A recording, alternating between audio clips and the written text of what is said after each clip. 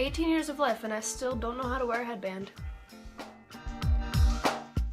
So the holiday season is upon us, and that means the end of the semester, which also means it's finals. Most of you are already done with your finals, but if you're like me, you're still at school and all of your friends are home having fun without you.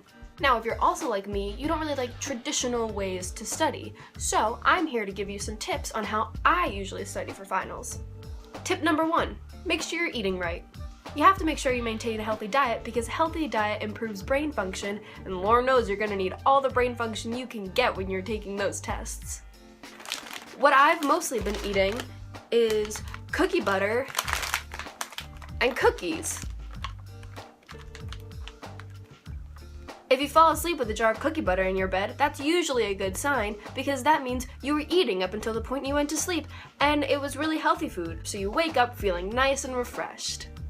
Tip number 2, ask a friend to help. You can text your friend and say, hey, are you also trying to study for this terrible test that you have to take? Oh my gosh, I'm studying for a terrible test I have to take too.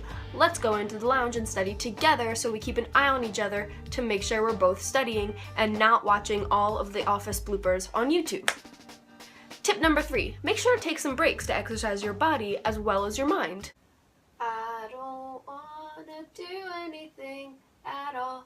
I just wanna lie here and not study.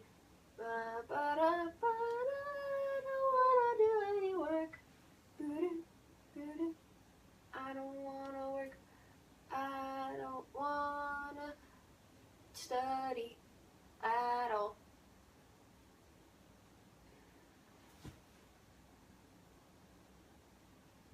Make sure when you're trying to sleep, but inevitably aren't sleeping because the anxieties of all of your tests are running through your mind, you sleep with the textbook underneath your pillow so you can absorb all of the knowledge in the textbook through osmosis. As in Jones. Number 5, make sure you stay organized while you're trying to study. A cluttered desk is a cluttered mind.